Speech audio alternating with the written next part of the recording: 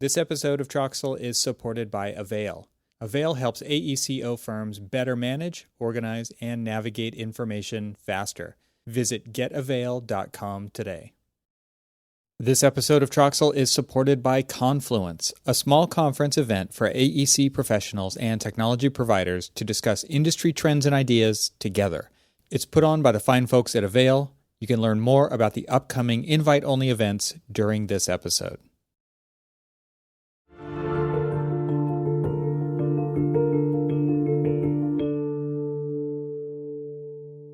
Welcome to the Troxel Podcast. I'm Evan Troxel. In today's episode, I welcome Jeff Echols. As a senior advisor and the head of marketing at Shadow Partners, Jeff is on a mission to change the way AEC firms do business. He leverages 30 years of experience working in, starting, and managing firms to help drive innovation in the business of AEC and AEC-adjacent industries. Jeff is also the host of the Build Your Brand podcast, the live stream show Context and Clarity Live, and the daily short-form podcast Shadow Shorts, which the latter two I've had the pleasure of being on fairly recently myself. A prolific speaker, Jeff has shared his experiences and thought leadership in venues ranging from conference rooms and council chambers to regional and even national convention stages.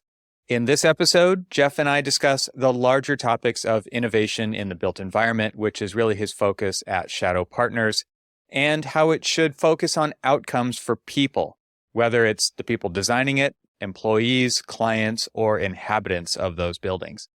We also talk about how technology and tools are augmenting designers to solve problems to ultimately achieve those outcomes, how leaders should focus on creating a culture of innovation to address pain points and set themselves apart from commoditization in the industry, and more. This was a great conversation with Jeff. I always enjoy speaking to him, and I hope that you enjoy it too and find value in it. So without further ado, I bring you my conversation with the self-proclaimed professional pot stirrer, Jeff Echols.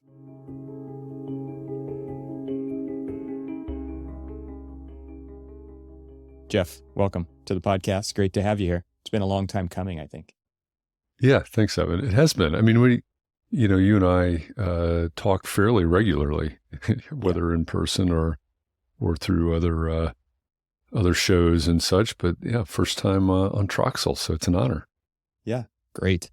Well, you have recently taken on a new post at Shadow Partners, which is part of Shadow Ventures, and then I saw an event coming up called Shadow Summit. So you're living in the shadows full time. It seems like there's a lot going on here. Maybe you can just give us a rundown on what Shadow Partners is, what you're doing there, how that ties into Shadow Ventures, and where that all fits into the AEC landscape. So I'm just going to hand the mic over to you for the next 45 minutes, and you can say everything that needs to be said. Yeah. Right. Yeah. I'll see you when you get back. All right. Yeah. So it is a little bit confusing because Shadow Ventures has been around for a little while now, and Shadow Ventures is a venture capital firm. It's a financial firm, and so they're therefore regulated by the SEC. And so you look at a venture capital firm that focuses on investment and innovation in the built environment. We're looking at seed stage startups. Our second round of our second fund round is raising right now, but it's all about investing in innovation. And so sometimes that means SaaS software. That may be project management for real estate or construction or architecture. It may be something to automate the approval process for environmental projects. It may be robotics or 3D printing. You may have heard of Icon, the concrete 3D printing company out of Austin. And so everything that Shadow Ventures is focusing on somehow has an impact on what's going on in the AEC world, shaping the world around us, which is what really attracts me to the work that we're doing. Now, because a venture fund is regulated by the SEC. A lot of the things that we also like to do, the mission-driven pieces of that, advocating for innovation for the built environment, teaching people how, advisory services, consulting, those types of things, that can't happen on the venture side of the wall, so to speak. Mm-hmm. And so we have Shadow Partners, which is where I am really. And so my title is a senior advisor and head of marketing at Shadow Partners. And that really means that I'm focusing on building partnerships, connecting people, creating content. And also you mentioned Shadow Summit, which is our own conference that comes up in the fall of every year. This year it's October 24th through 26th in Atlanta, which is where Shadow is based. I guess that's where all the shadows are. And, it's a highly curated, purposefully intimate conference, 200 tickets total. And most of, if not all of the folks in attendance will be executive leadership level from architecture, engineering, construction, real estate. And so it's, in a real way, it's sort of the who's who of the AEC world, and the entire conference is focused on innovation. Our CEO is KP Reddy. I thought the way he described it to me one day was perfect. He said, Shadow Summit 2023 will be a Cliff's Notes version of everything that's happened in terms of innovation for the built environment this year, and a preview of everything you need to be planning for and budgeting for in 2024. So it'll be a really good conference. We'll delve into AI and machine learning and industrialized construction and the economy, the economy of innovation, but the economy as a whole. There'll be startups there, there'll be investors there, and like I said, a lot of the C-suite of the AEC world. Yeah. There's so many little threads I want to tug on there, but before I do, and so maybe I'll remember to come back to those threads. I would love for you to talk a little bit about the other work that you've been doing also before you got to this at Shadow Partners. You have done a ton of work with small and medium-sized firms. You're at the Entree Architect community as well. You've got Context and Clarity podcast. You've now got a daily show with Shadow Partners that you're doing live on LinkedIn? 15 minutes. Right. You had me on as a guest a few weeks ago on there as well. So I'll put a link to that one in the show notes for this episode. But there's a lot going on that has gotten you to where you are. And I would just love for you to kind of fill out that picture of the other parts of what you bring to the table here.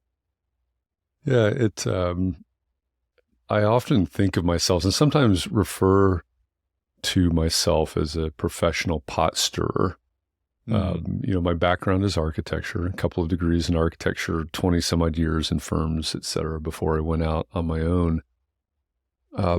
At some point, I claimed the moniker, I suppose, of small firm whisperer because, working with Mark Arlepage at Entree Architect and running a lot of the education and content creation over there, there was a time, and maybe this time is still here, but I was having more conversations with more small and medium-sized architects from around the world than anybody else, because I was every single weekday for 3 years, I was having conversations with small and medium-sized architects in the United States and Australia and South Africa and Europe and, like I said, all over the world. And so, the sort of the knowledge of the business of architecture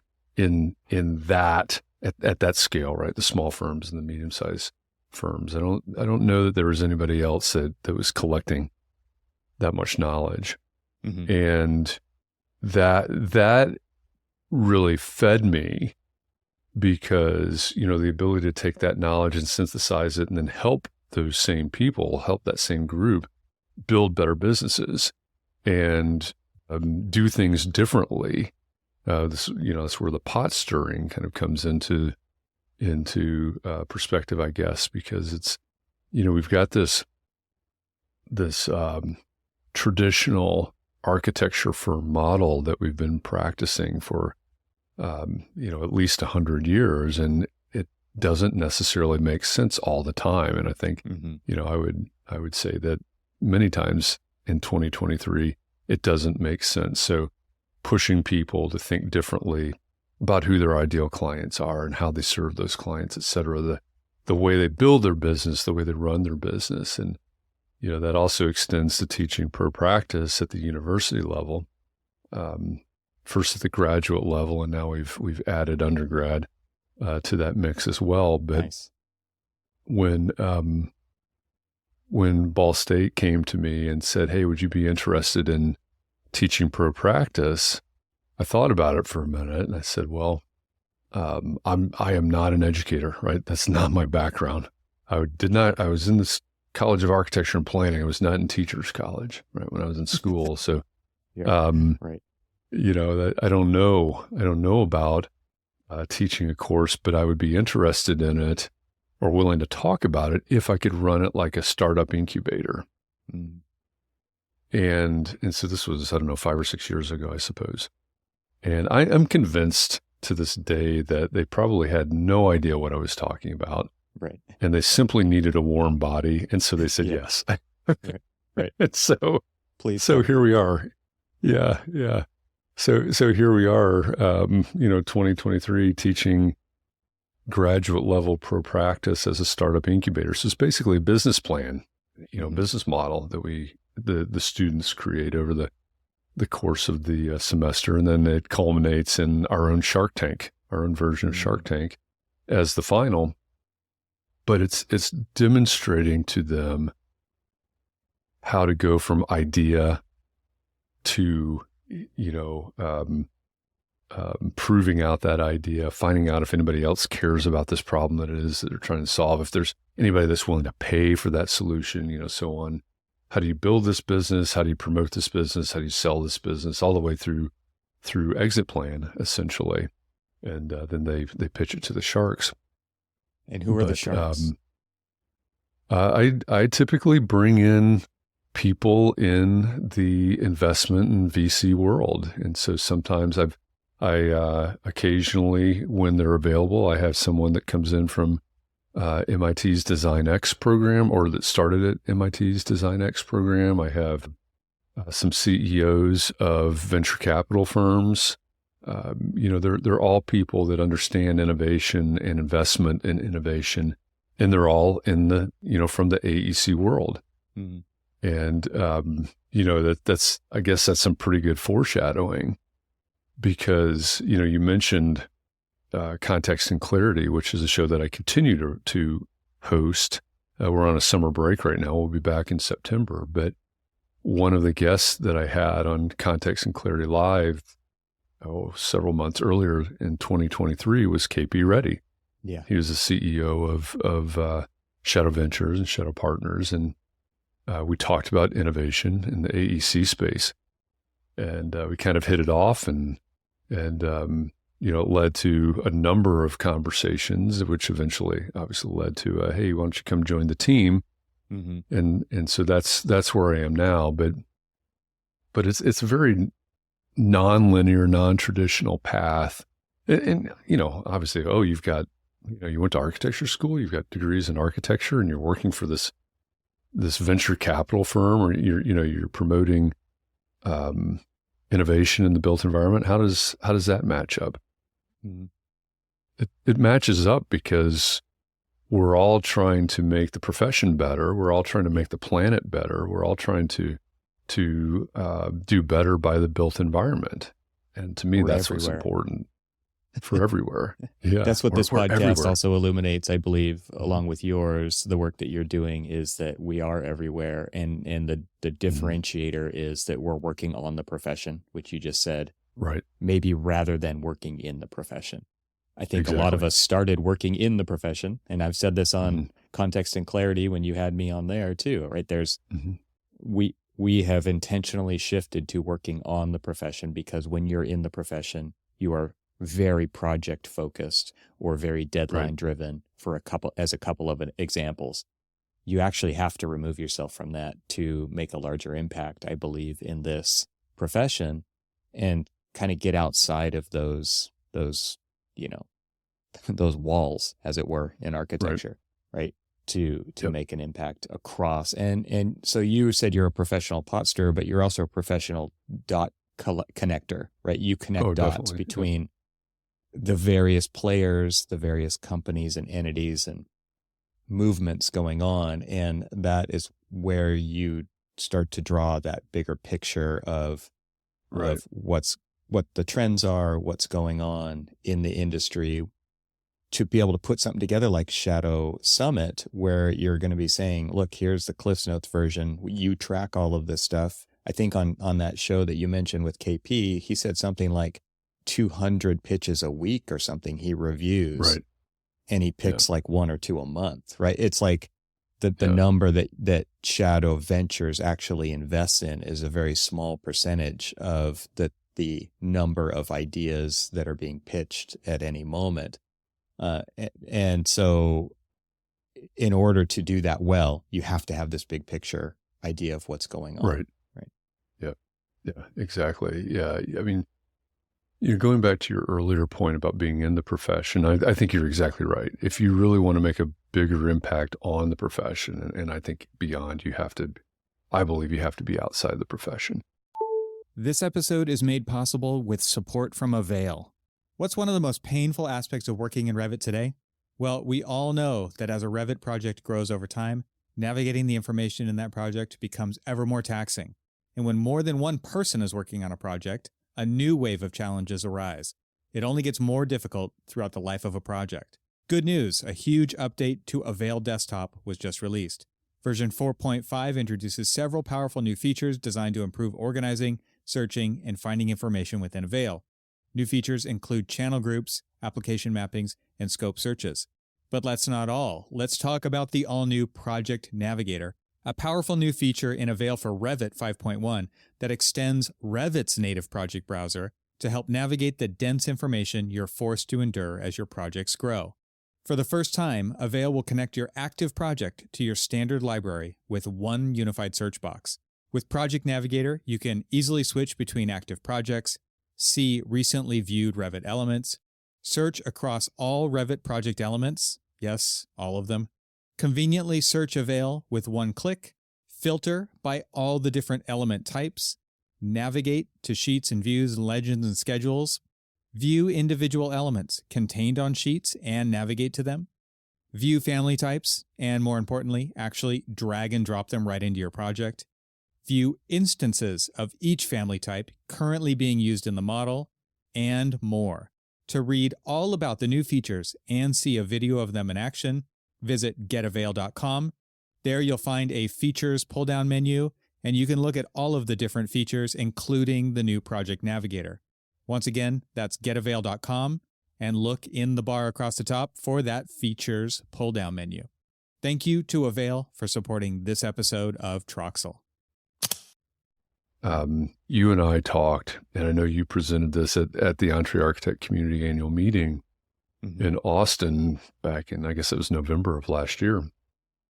You said that you had made a presentation on innovation in the profession, and you'd presented it to a bunch of architects at I won't give the location in case you don't want that out, but you were at an industry conference.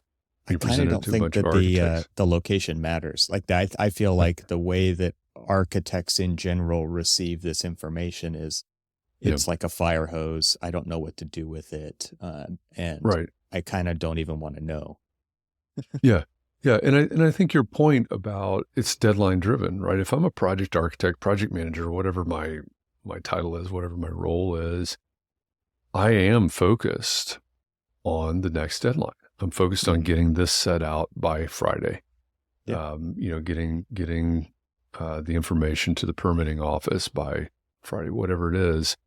And in that ecosystem, in that context, it's incredibly hard to innovate, right? It's incredibly hard to be able to take a step back and say, are we doing this right? Do we have the right tools? Do we, all of those things? And I know you know this very intimately from your roles in the past. But to continue that story, you said I think maybe the next week or something, you presented basically the same information to a bunch of CFOs of firms, and they were really interested. Mm-hmm. And that makes a lot of sense, right? Because the CFOs are not architects, probably. Right. But they are charged with allocating resources for the firm and controlling those resources, et cetera. And so they are interested in, are we doing this right? From inefficiency and, all the things that they're paying attention to, the ROI certainly of all of these things. And so they may be more open to talking about the tools, the innovation, et cetera, because it's a different perspective. And I think that rings true everywhere. And, if I jump back to what you just said about the connecting the dots, that's one of the things that I love about what I do, is because, you mentioned the show that I do for Shadow now. It's called Shadow Shorts, 10, 15-minute conversations every day. Yesterday, I think it was, I talked with the director of innovative concrete technologies at the American Concrete Institute. And one of the things he's really interested in is connecting with startups that have technologies having to do with concrete construction. And he's also interested in connecting with specifications writers. And he's also interested in connecting with contractors. And there's this whole ecosystem, right? When we step outside the architect's office, if that's our context, we step outside that office, we go, there's this ecosystem of all these people, the real estate developers, the owners, the occupants, all of these people are affected by these things that we're doing. And so being able to connect the dots and get people, whether it's at Shadow Summit or if it's on the Shadow Shorts program, or it's simply in all the other stuff that the real day-to-day work of, because partnerships and building community is part of my charge, is how do I connect the CEO from this engineering firm with the startup founder who has something that could help their workflow, as just sort of a simple example. And KP is reviewing lots and lots of pitches from startups all the time. And, not many of them get funded. And that's just sort of the reality of the space for different reasons, right? Yeah. They may be at a different stage. They may not be ready. It may not be the right fit. We may look at it and go, yeah, I don't think so. There's always that as well. But it's a lot of fun, and it's very gratifying when you say, hey, here's this company in our portfolio that has this drone technology to scan all the bridges in your city. And when they're scanning those bridges in the city, they identify cracks and they identify things that need to be addressed and things that are okay. And you come out with this documentation of this crumbling infrastructure in your city and all across the United States, and they make it fast and efficient and affordable. And that's good for all of us. It's good for everybody that drives over that bridge and walks under that bridge and so on and so forth. So that's what I really love about being here in the space, because there's the potential impact is huge. Yeah, definitely. One of the things that you mentioned earlier, one of those threads I want to go back to tug on, is you talked about your students pitching ideas. And I'm just wondering, okay, so many graduates come out of architecture programs and they just adopt the de facto business model of architecture. And what you're doing is you're asking them to design a business plan, and they are design students. And I'm just wondering if you can speak to because it's come up on this podcast, it's come up on the ArchiSpeak podcast when we had Evelyn Lee on, is this idea of architects actually are not very good at designing their business because they just adopt the way that we've always done it for the most part, right? Totally generalizing here, but I think we see that time and time again. And the audience for this show is definitely interested in innovation and technology, but there's also innovation in the way we do business. And I've been on kind of a thread of the business of architecture and some things that are changing in the business of architecture here on this podcast. So it's a little bit outside of the lane of just technology and the evolution of it along with architecture. This is more nuts and bolts foundation of business moving forward. How do your students take on to that? Do you present it to them as a design challenge, and do they see the opportunity that exists in this part of the business of architecture, of actually designing a different kind of business model? Yeah, the good and the bad is that even though this is the final pro practice class in their series in graduate school, the good and the bad of it is they don't know much about the business of architecture, like the actual business. Yeah. It's not that much different than when we were in school, right? We didn't learn very much about the business of architecture. So we don't have to tear down too much. Many of them, well, probably all the grad students have some experience in an office. And, so what I tell them the first class is, when they walk in, I say, this is not the class that you were expecting it to be, period. This is not, you've had, during grad school, this is probably their fourth per practice class, but this is not what you expected. And you can love this class or you can hate this class, and it doesn't matter to me. You just have to pass the class, right? It's a requisite to graduate. But, and I also understand that not everybody wants to be innovative. Not everybody wants to be a business owner or a partner, or, whatever role, in leadership. And there's not necessarily anything wrong with that, right? If you don't want to start your own firm or something like that. But at the end of the day, what we're going to learn by going through this process will at the very least make you a better employee, right? Because you'll understand why that project manager is asking for this and, those types of things. So, so that's sort of my immersive way of approaching teaching the business of architecture. But we start out very basic, and I ask them to look around and look for problems that they see that need to be solved. We don't even talk about architecture. We don't even talk about business. What's a problem that needs to be solved? Because that's, at the end of the day, if we're not solving a problem, we've got a problem. It's hard to sell something that's not solving a problem.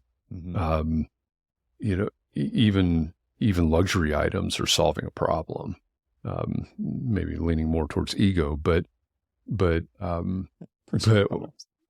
yeah, they don't. Yeah, personal problems, but they don't typically go there, right? They look around their environment and they say, "Oh, it's hard to keep up with paying my rent," or "Hey, litter is a problem," or all these different types of things that they come up with, and the design problem for them really becomes, okay, here's a problem.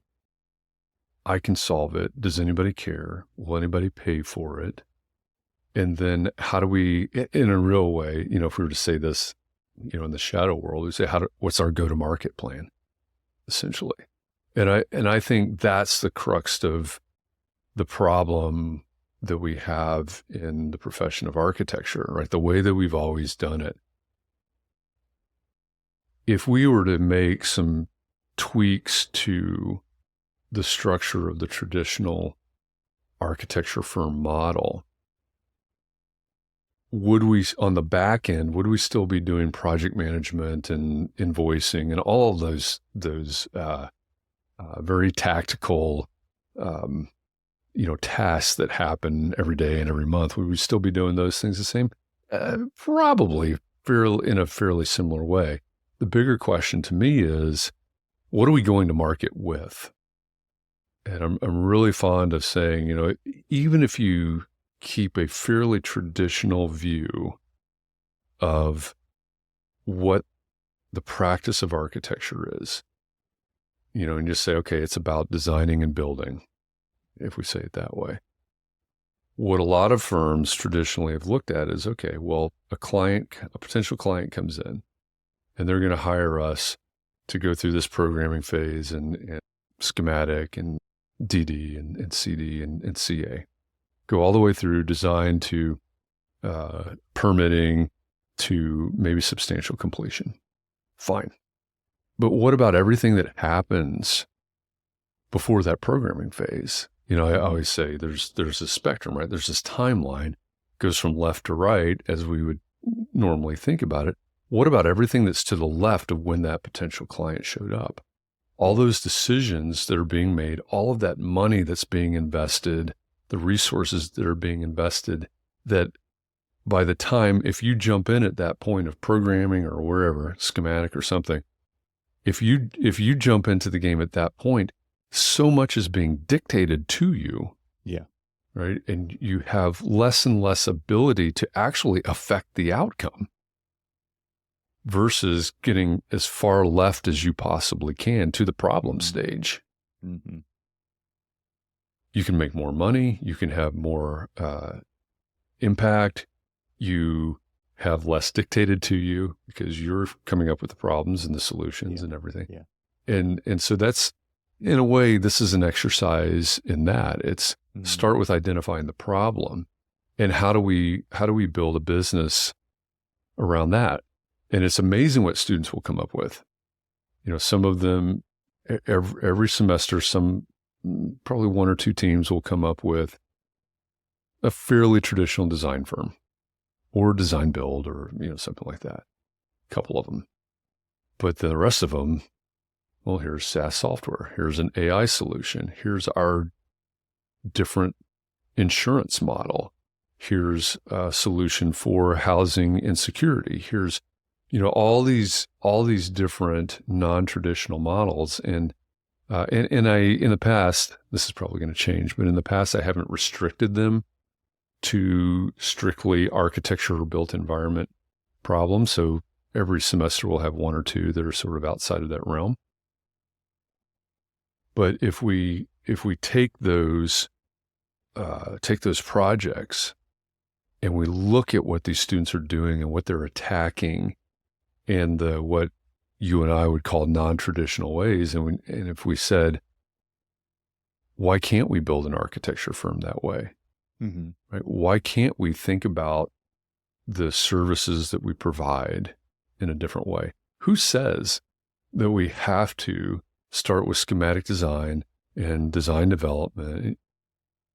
Who cares, right? Yeah. What if we have a solution that is this tiny little sliver of what we would normally think of as the role or the services provided by an architect, and we just focus on that because we see that that's what our ideal client really needs and values and they're willing to pay for. Yeah.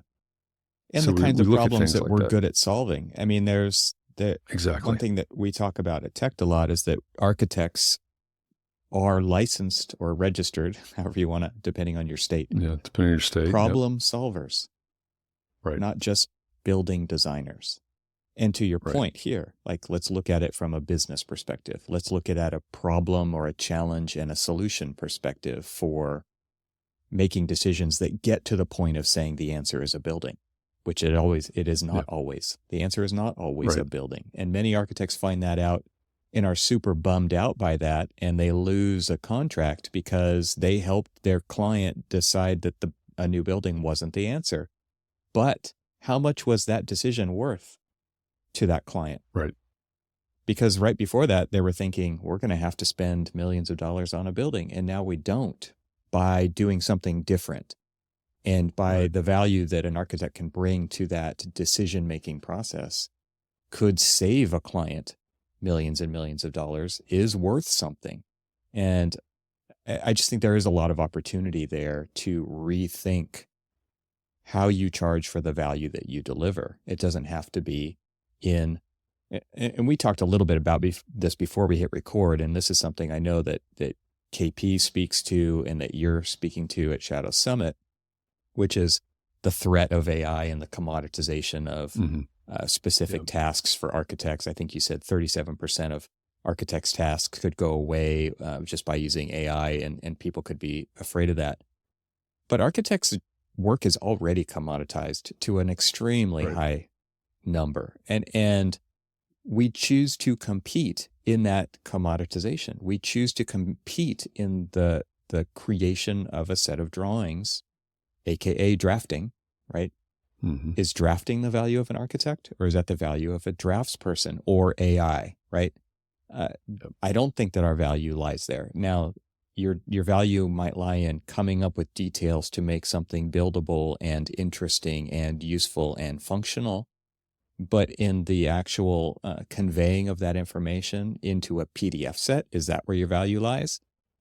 And these are the questions that we should be asking. Every firm should be asking these, because can we outdraft a contractor who's rebuilding our BIM models, looking for errors? Like, we choose to compete with that. You know, there's so many ways in which this applies. I think it's really interesting as these disruptive technologies come out and potentially cause us to question, but I don't think we question them. We don't take it up on we don't put that into practice. We don't question it ourselves and apply it to our own businesses. And this gets back to that whole idea of designing our businesses and continually designing our businesses to react to, but also be proactive of what's happening in the world around us. Yeah. I do a talk called Commodity as this Commodity Does. And my opening line for that talk is, we're all being commoditized, and it's our own fault. Because we choose to be. And, you know, there are a lot of people that are going to listen to this and they're going to say, no, it's the AI, it's the disruptive technologies that you're talking about. And it's not, right? Those are tools. Yeah. Those are tools. And if you look at a test fit or a swap, or, you know, pick some generative AI tool and you say, well, that's going to commoditize architects, it's because you're thinking about it wrong. Sorry. Sorry, not sorry. Sorry, not sorry. There's a book called Unreasonable Hospitality by Will Guidara, the restaurant, very famous restaurant owner and operator out of New York. And I had the opportunity to have Will Guidara on Context and Clarity Live a while back. And, you know, a lot of people are like, oh, why would you talk to a restaurant guy about customer service? Yeah, exactly. It's that hand to the forehead emoji thing, right? Right. If you think about the value of an architect, or what your clients value in an architect, it is not the PDF set, right? It is not the drafting. It's none of that. That's waste. There's another word for that. It is waste. Process waste. Yep. There you go. Exactly. Right. There are a million ways that they can get that PDF set, and they don't value any of those ways, because when there's a million ways, what's the cheapest way and the fastest way that I can get it? And so, yes, the tools, if we focus on the tools being the means to that faster, cheaper end, of course we're going to be commoditized. So if we flip that around and say, how can we use these tools to change the customer experience, or the client experience is what an architect would call it, obviously. You know, and if you read Unreasonable Hospitality by Will Guidara, it's fascinating. Fascinating, you know, some of the things that he came up with and others on his team came up with, and the ways that they changed the experience for customers in their restaurants in ways that they remember, they talk about, they value, they pay more for, et cetera. And so if we flip that around, that you could, if I put you on the spot, that you could pull out of your memory banks. So there's an example where I forget where it was a group of friends, I think, that had gathered in New York, and seems like they were maybe from Europe. and they had gone all around. They'd gone to all the best restaurants in New York, and they, I think it was actually, as he told the story, I think it was actually Will that was serving them. Was at their table, and they said, "Oh, we've had all the best experiences, all the best dining experiences in New York, but the one thing that we haven't had is a New York hot dog." Right. And, they're in this really, really well-regarded, expensive restaurant in New York. Right. And they say, and they're talking about the dude on the corner with a hot dog cart, right? That's what they're talking about. They haven't experienced a New York hot dog. And so he takes note New York of that experience, right? Like exactly. Yep. Exactly. And he's serving them, and he's listening to them, and he's hearing them, and he makes a note of this hot dog thing, and he says, that is what I can do to make their experience complete, and do something that they're not expecting, do something that they will remember forever and they'll talk about forever. They cost, I don't know what a New York, well, today maybe a New York dog's $10, but so what he did was he finished up whatever's going on at the table, and he had someone run out and get a hot dog from a hot dog cart, brought it back into the kitchen, convinced the chef to serve it. And they served it, tough conversation right there. It was. He tells that story. It was a very tough conversation, but they presented it in their, in their way, in their style. And the people that were there for dinner were just blown away. And so you think about, okay, well, how do I translate that into architecture? Well, I think there's a few ways. Number one, listen, understand what your clients are actually feeling and experiencing, what they want to experience and what they value in the experience. And number two, when we get to thinking about tools, there are already simple tools out there like CRMs and things like that. So-and-so mentioned this in a meeting. We can put that in the notes, and we can pay attention to that. Now an AI with some sort of predictive modeling could start to serve up reminders, and could start to iterate on different ideas of what we can do, and timing and things like that. But if we think about it in terms of creating this experience that our clients value, I mean, going back to my marketing and business development roots, every firm leader that's listening to this will say that somewhere between 60 and 90% of their work comes from repeat clients and or referrals. Mm-hmm. If we simply use the tools to make that experience better, what's that number going to be, right? How are we going to leverage that number? Because it brings more power. It won't be lower to that relationship and that experience. Yeah. It won't be lower. And one of the root things that you're talking about here, and I've heard this in many different conversations, is that for something to be memorable, for something to be valuable, mm-hmm. there should be something surprising in there. Yes. And that is what sparks that change in the perception of the experience that you just had. It's so interesting to me, right? It's like, that's why the twist in the movie makes it such a good movie. Right. You didn't see mm-hmm. it coming. It was surprising. You found this off the wall roadside stop on your monotonous drive from here to there. And now that monotonous trip was no longer, it was one of the best trips. It's things like that you can inject into your process with a client to create the best experience what the likely scenario is, it's one of the scariest experiences they're ever going to have. They're spending their life savings on their house, whatever it is. They're spending millions and millions of dollars on a building. Is it going to be okay? Am I going to still have a job at the end of this process? Things like that are always on people's minds when we're talking about architecture.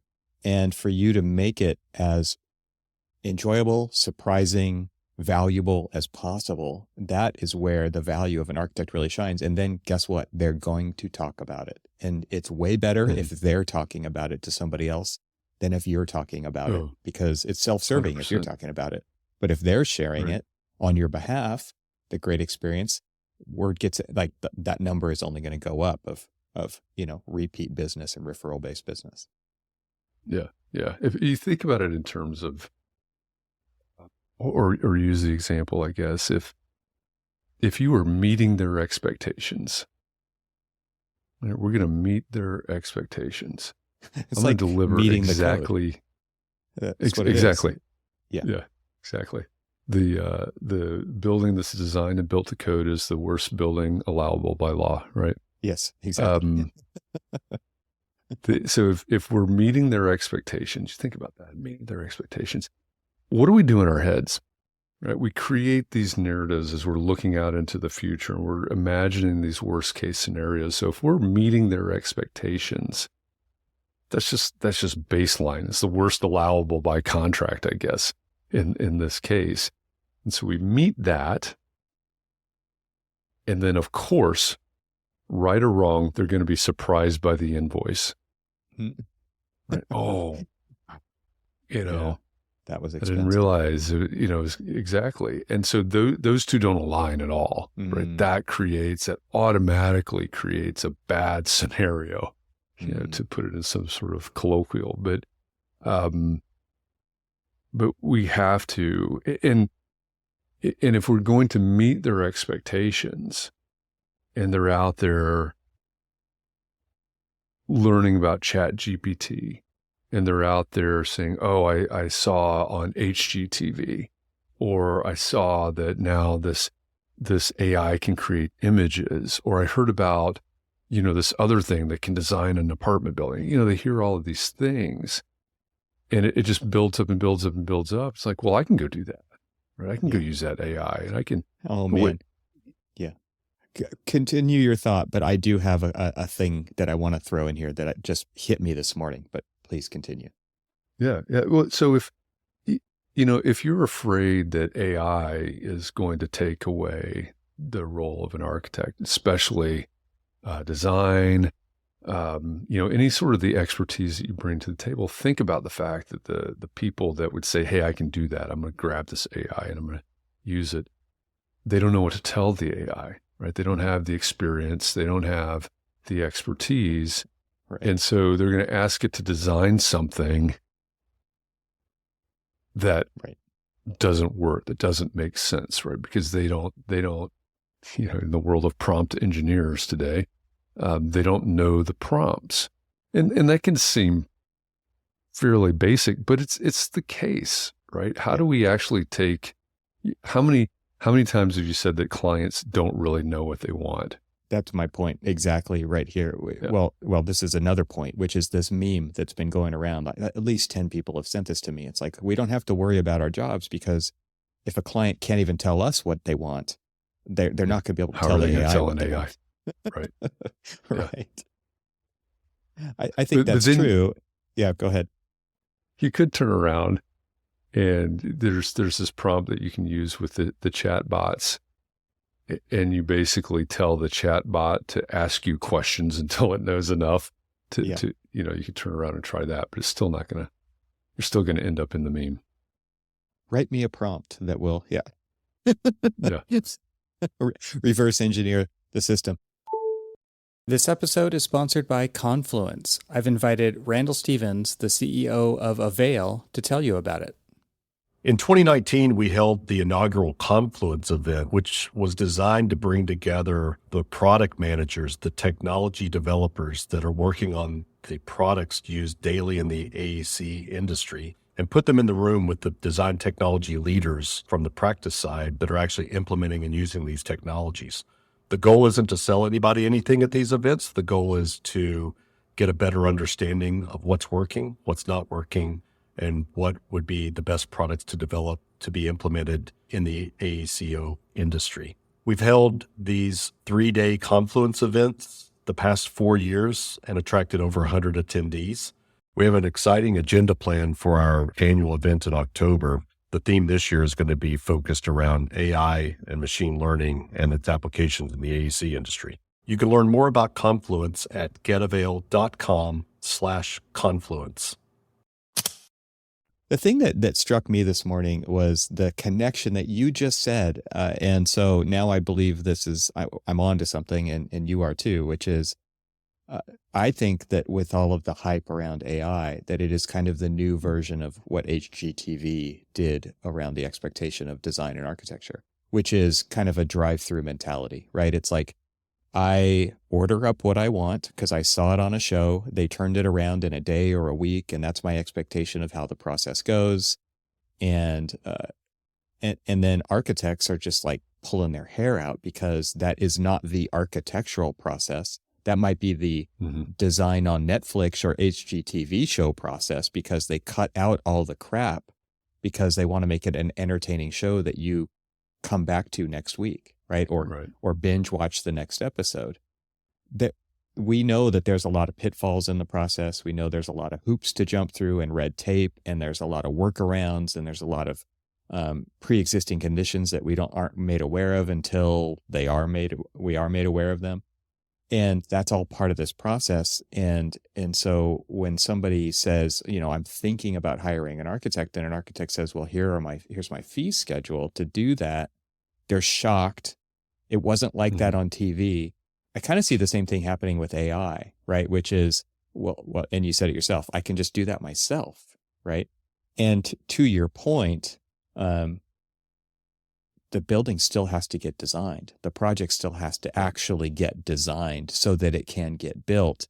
But because it's a drive-through, I ordered this image up front. How long does it take to turn that around into a design? Why does it take so long? Why does it cost so much? Why are there so many permits involved? Why is there all of this stuff? I really feel like it's going to do its job it's going to do another job on our profession, which is like setting these unrealistic expectations on the client side. I don't know if it's going to set unrealistic. It probably will set unrealistic expectations inside of firms as well, with leadership saying, why can't you just use the tools to spit this thing out in 5 minutes? Other people are, right? So I think it's going to bite us there too. But it is interesting to me to kind of draw a parallel between what a lot of people have talked about, the HGTV-ification of design and the built environment. I think AI is doing something similar in people's minds out there. Yeah, I think you're right about that. And so AI, machine learning, generative AI, those are all sort of darlings of the conversation, the broader conversation right now. And it's also important to remember that, depending on what tool you're using, there's so many more processes and so many more systems and so many more tools out there, right? It's not just designing it, right? It's documenting, it's filing, it's getting approvals, it's all of that. And so, in the bigger picture, if we're thinking about the pitfalls of what potential clients may think about AI, I don't necessarily know what the answer to that is. It's going to take some bruising, right? It's going to take people getting to the point where they realize, oh, that didn't really work the way that I thought it was going to work, or and I also don't think that's anything new, right? HGTV, and what was it before HGTV, right? All these unrealistic expectations.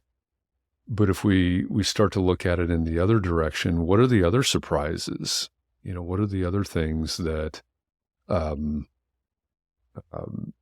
that make clients less than thrilled with the process, that scare them, that make the experience bad for them, cost, timeline, all of these things that we deal with this on every project. And, there is an aspect that, where if a client is surprised, it's not going to be a good thing. I always say when we get down to proposals, right?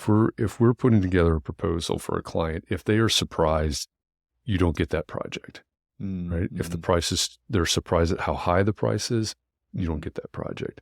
They're surprised at how low that price is, you don't get that project, because now they're suspicious. And So it's how do we take the surprise? There's that element that you mentioned before, the surprise in terms of experience and, sort of a positive thing. Surprise and delight. And I don't know how to separate That's that out necessarily. Right. Yeah. It is different, right? It's that thing that stands out as a thrill for them. Mm-hmm. But there are plenty of tools out there, and more every day. And we have some in our portfolio that are collecting data from project to project to project that make it better. Architects are rightfully terrified by material cost increase, construction cost increase. We have no control over it, and it's happening. And I think it's slowed down a little bit. But during COVID, when everything was just exploding, mm-hmm. there are generative models out there that can help in that process, right? They can help us predict more accurately. Okay, well, you said your budget's $2 million. This is what you can, and today is July 25th as we record this. On July 25th, this is what you can expect to get for that $2 million. Mm-hmm. And so there are other tools out there, other innovations out there that can help us manage these processes and make that experience not only bring a different level of professionalism and but also remove some of those bad surprises and help us manage those experiences that are vitally important to the decommoditization of the profession. Yeah, I think one of the things that comes to mind is a family member is recently looking at getting like a small, tiny house kind of a thing.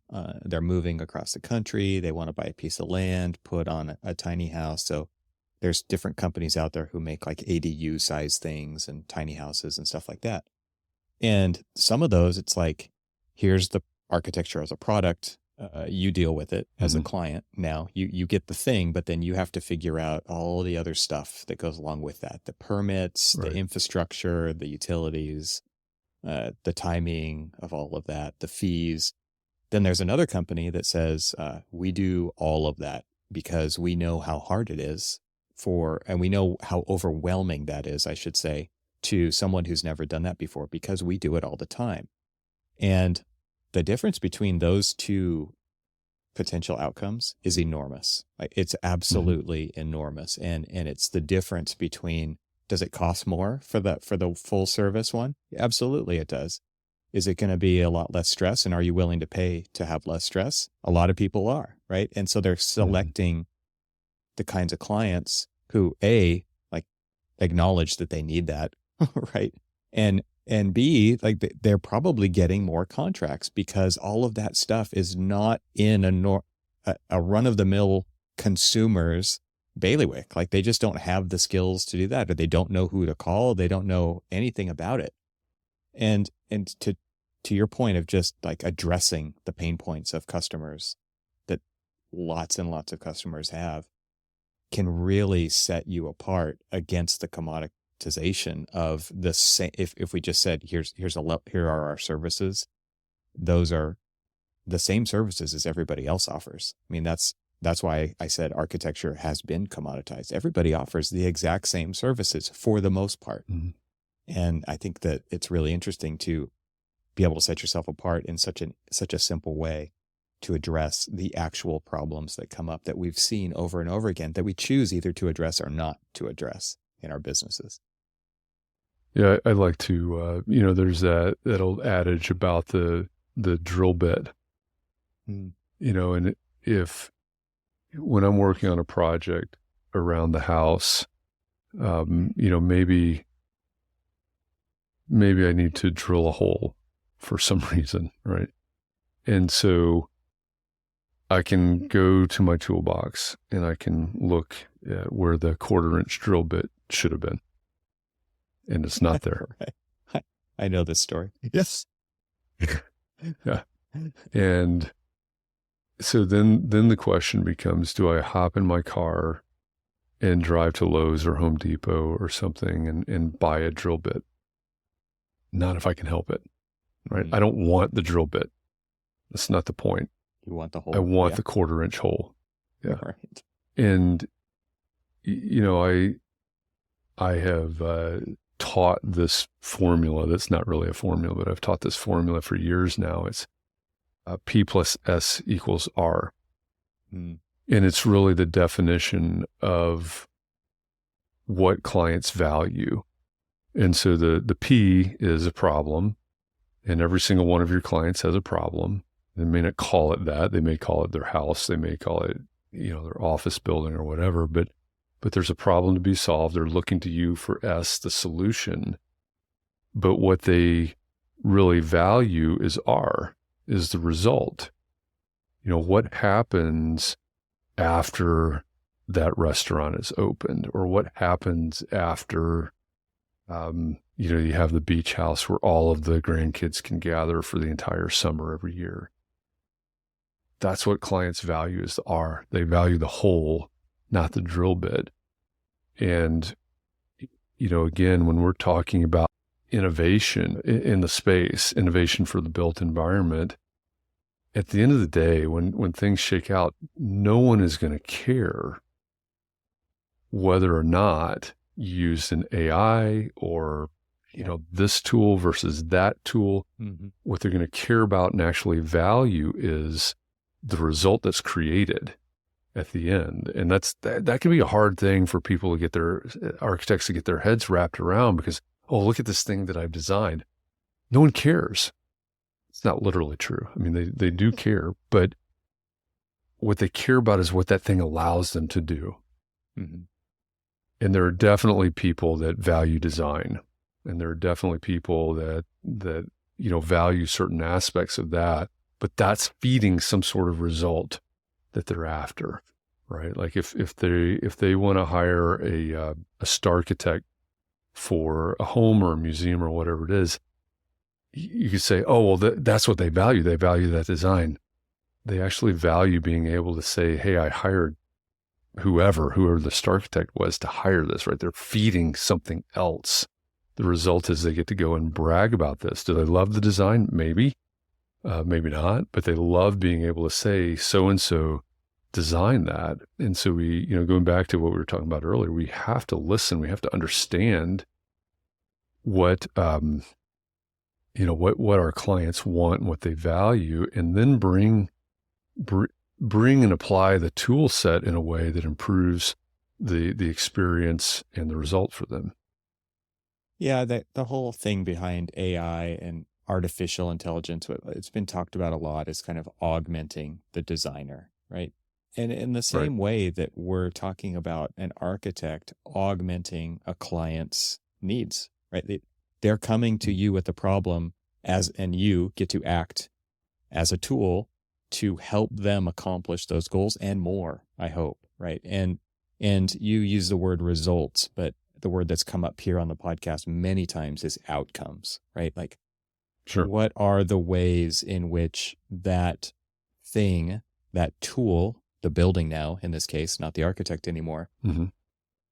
augments their lives, their work lives, their home lives, in ways that are more than just containing space, right? But there's so many additional ways in which architecture sets itself apart from buildings, and that is where we can find novel or interesting or surprising solutions to help them. And the technology is a means to the end, but it is not the means. It's not why we do what we do, right? But it definitely can augment us to help create those kinds of scenarios for our clients, and then that's where the value really shines. Yeah. When I started the Shadow Shorts series a couple of months ago now, I think, and I thought, okay, well, every day I'm going to have these short conversations with startup founders and CEOs and, all these people in this innovation for the built environment space. I thought, man, I'm going to learn a lot about technology, and I'm going to have a lot of conversations about different softwares and robotics and things that are out there. But one really interesting trend that has come out of these conversations is the people. even though we're talking about whatever it is, whatever the technology, the quote unquote innovation is, many of these conversations come back to the people. Now, a lot of it comes back to the employees of the organization that the person is representing, I guess. But the idea that technology and innovation is one thing, but it's, what's the effect on the people that are using it? What's the effect on the people that are building it? What's the effect on the people that are inhabiting it? That has to, I'd have to go back and sort of document this, but probably 4 out of 5 conversations, there's some touch on people. Is this tool, there was one the other day with the IT director of operations, and he said, one of the things I've got to consider is this tool actually making the lives and jobs of our people better? Or is it simply a tool that someone's pushing because of a supposed ROI? Mm-hmm. And if it's not, right, if it's not making the jobs and lives better, it's not worth using that tool. Mm-hmm. Another conversation. It's, it's been about how do we create a culture of innovation. That's a big theme as well. As many of the people that we work with and we partner with are, they have chief innovation officers and people like that in their firms or in their organizations. And so, you get into this conversation, how do we create a culture that allows people to be their best selves and allows them to think in ways that they can, then make their job and their life better and their colleagues, their peers' jobs and lives better. And there's so many examples that come back to, hey, it's great. Right? The technology is great. The AI, the whatever it is, that's great. But we have to be thinking about, at least in parallel, with the people that are going to somehow be touched by it. Yeah, I think that threads right into that idea of outcomes. Like it can be outcomes throughout the process as well for the people doing the work. And if you're making their lives better, do you think they're going to do better work? I absolutely think they're going to do better work. And that should be one of the big reasons, one of the large considerations of why you would look at any tool, if it's digital or otherwise, to help your employees enjoy what they're doing and do meaningful work. I mean, and take away the stuff that drags people down, that lowers their morale, that makes them wish they didn't have to go to work that day. And all of those things should be looked at constantly by leadership, whether it's technology leadership in a firm or practice leadership in a firm, wherever those leaders may sit. You kind of have to hit it from all different angles to create the best environment possible for creativity to happen. I think that's really what architecture should be about. And whether that's creativity on a project or creativity on the business itself, like we talked about earlier, working on the business, those are all things that leadership has to take the reins of and not just say, this is the way we've always done it, so we're going to continue to do it the way we've always done it. I mean, there's a lot of firms in this industry that act like that. And I think, people are burnt out by leaders who act like that, and they want to go somewhere else where something interesting or surprising is happening so that they can enjoy what they're doing. Yeah. That's one of the things that I ask my students very early in the semester is to look around them, right? And this is the one of the pot stirring points, but look around you. And, I don't know, they're in grad school, they're probably somewhere between 25 and, whatever, if they took a non-traditional route, but, look around you and make a list of things that have not changed over the course of your lifetime, right? It's a non-existent list, right? Everything has changed, everything evolves. And then we get into this conversation, exactly what you were just talking about. This is the way we've always done it. If everything is changing, everything in your experience over your lifetime has changed, then why do we have these conversations and hang on to this is the way we've always done it? Why do we have a model that has changed very little? Some of the tools have changed, but the model has changed very little in 100 or more years. Does that make any sense? Right. That stagnation it's paralyzing, it's depressing for people. And I think if people find themselves bored or depressed or feeling stagnant, it is because there is a lack of growth happening. There is, and growth meaning like solving problems, figuring things out for better, right? And so I think they're not wrong to look elsewhere to find that growth if it's not happening because of intentional stagnation, by just shutting everything down by saying, this is how we do it. This is how we've done it forever. So, yeah. I posed a question a while back to a group of people. I said, look at where you are today. Take inventory of where you are today. And then, look out 5 years from today and say, where do I want to be 5 years from today? What does my best self or, best situation look like 5 years from today?